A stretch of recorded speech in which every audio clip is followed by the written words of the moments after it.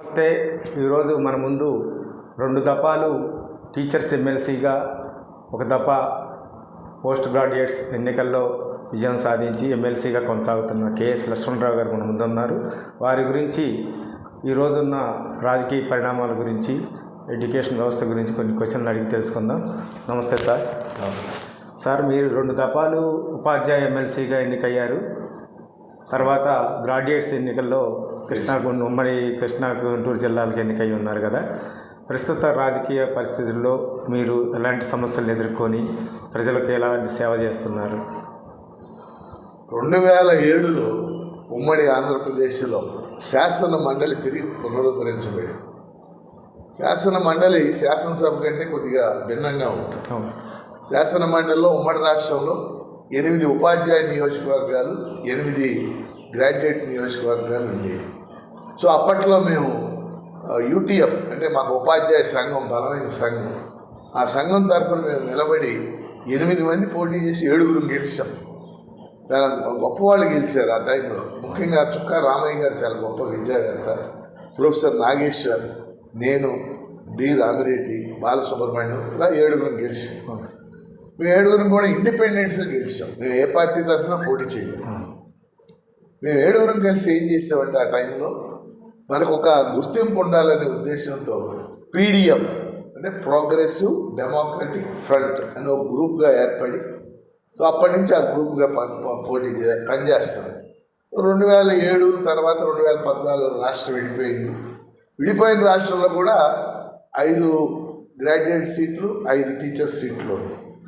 So 2007 నుంచి 2024 ఈ 17 ఏళ్లలో 14 మంది మేము పీడిఎఫ్ ఎమ్మెల్సీలు గెలిచాం. సో పీడిఎఫ్ తరఫున మేము పనిచేసాం. సో మా విశిష్టత ఏంటంటే పీడిఎఫ్ ఎమ్మెల్సీలో ఎవరం కూడా ఈ ధన రాజకీయాలు, కుల రాజకీయాలు వీటితో మాకు సంబంధం లేదు. మేము ఎవరం ఖర్చు పెట్టిన వాళ్ళం కాదు. కేవలం మనం రాజ్యాంగ విలువలకు కట్టుబడి నిజాయితీగా పనిచేద్దాం అనే ఆ ఉద్దేశంతో కలిసి మేము నిజాయితీగా పనిచేస్తాము. రాజ్యాంగ విలువల్ని పరిరక్షించాలని మేము కృషి చేస్తాం. అదే సమయంలో సమాజంలో ఉన్నటువంటి మరి ఉద్యోగులు కానీ, ఉపాధ్యాయులు కానీ, పెన్షనర్లు కానీ, కాంట్రాక్ట్ ఉద్యోగులు కానీ, అవుట్సోర్సింగ్ ఉద్యోగులు కానీ, మహిళలు కానీ, అలాగే కౌలు రైతులు కానీ, రైతాంగం కానీ, అట్లాగే మనకు సంబంధించి ఈ చాలా మనకు తెలుసు అంగన్వాడీలు కానీ, నిరుద్యోగులు కానీ, ఇలాంటి వాళ్ళ సమస్యలు ఏమున్నప్పటికీ కూడా ఈ 17 ఏళ్ళుగా మేము శాసన మండలిలో ప్రస్తావన చేశాం, ప్రభుత్వాలకు ప్రాతినిధ్యం చేశాం.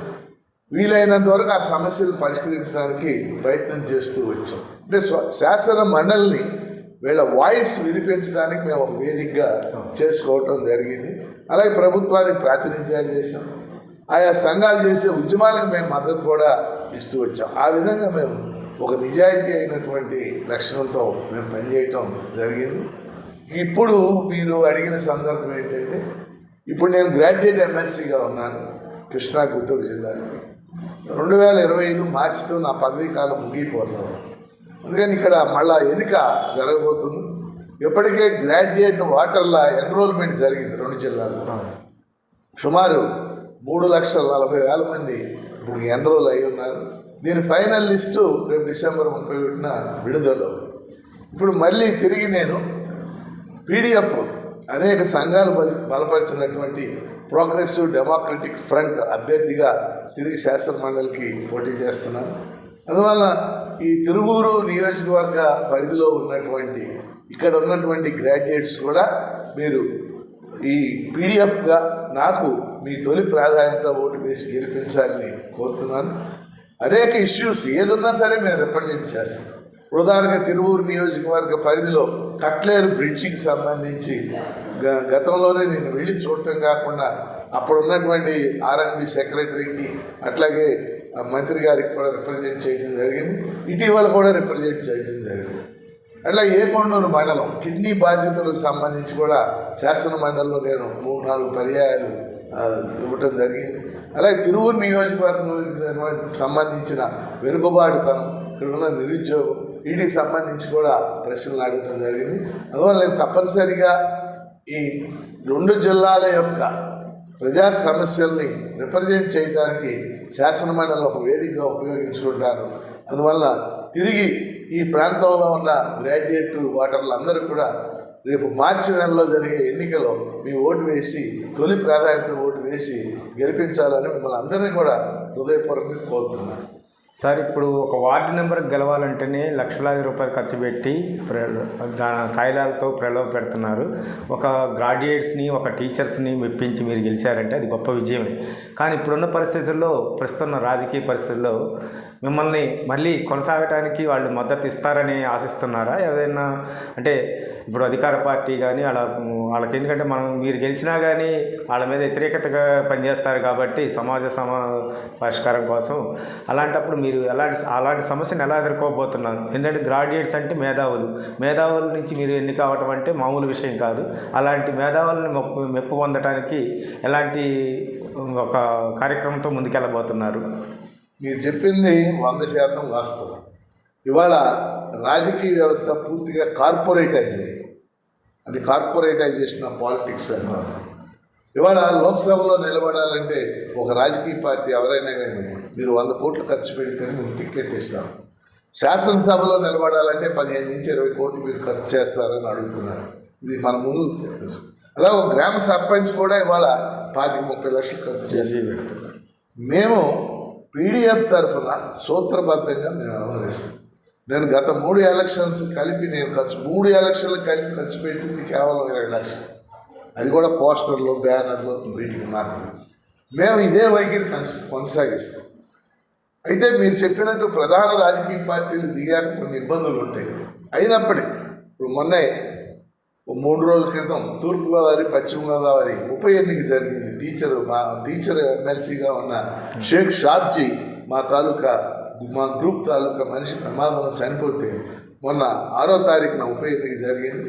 దాని ఫలితం 9వ తారీఖు నుంచి మా పీడిఎఫ్ అభ్యర్థి బొర్రా గోపమూర్తి 70% ఓట్లు తెచ్చుకుని గెలుపొందాడు. మొన్న మధ్యాహ్నం అతను ప్రమాణ స్వీకారం చేశారు. అయితే మీరు చెప్పిన సమస్య ఖచ్చితంగా ఉంది. ఏమిటంటే ప్రధాన రాజకీయ పార్టీలు కనుక ఇందులో దిగినట్లయితే వాళ్ళ దాటికి మేము తట్టుకోవడం కొద్ది కష్టమైనటువంటి విషయం. చాలాసార్లు అది రుజువైంది కూడా. ఎందుకంటే వాళ్ళు కోటాను కోట్లు ఖర్చు పెడతారు. వాళ్ళు కులబలం, ధనబలం, రాజకీయ బలం, అధికార బలం ఉపయోగిస్తారు. మీరు చెప్పింది 100% కరెక్ట్. అయితే ఇప్పుడు కూడా అది జరగబోతూ ఉంది. తెలుగుదేశం పార్టీ ఇప్పటికీ అభ్యర్థిని ప్రకటించింది. బహుశా పోటీ ఈసారి తెలుగుదేశం పార్టీ అభ్యర్థికి, పీడిఎఫ్ అభ్యర్థి నేను కేఎస్ లక్ష్మణరావుకి జరగడానికి అవకాశం ఉంది. అయితే మాకు ఈ గ్రాడ్యుయేట్స్ వీళ్ళ మీద విశ్వాసం ఉంది. ఎందుకంటే నేను నిరుద్యోగుల యొక్క సమస్యలు, అట్లాగే ఉద్యోగాలు భర్తీ చేయవలసిన ఆవశ్యకత, డిఎస్సి ఇవ్వాల్సినటువంటి ఆవశ్యకత, అలాగే ప్రజా సమస్యలు ఇవన్నీ నిజాయితీగా పరిష్కరించడానికి ప్రయత్నించాం కాబట్టి ఆ మేరకు నన్ను విశ్వసించి ఓటు వేస్తారనేటటువంటి నమ్మకం నాకుంది. ఖచ్చితంగా మంచి ఫలితాన్ని సాధిస్తానని విశ్వాసంతో కూడా నేను ప్రస్తుతం పనిచేస్తున్నాను.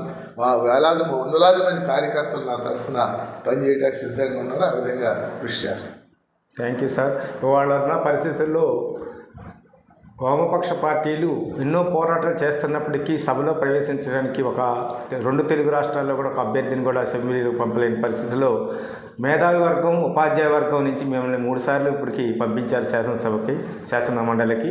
అదేవిధంగా మరొకసారి మీలాంటి మేధావి వర్గాన్ని పంపించి వారి సమస్యల పరిష్కారం కోసం మీలాంటి వారి ద్వారా కృషి చేస్తారని ఆశిస్తూ ఈ అవకాశం ఇచ్చినందుకు మీకు ధన్యవాదాలు తెలియజేస్తాను. Thank you very much.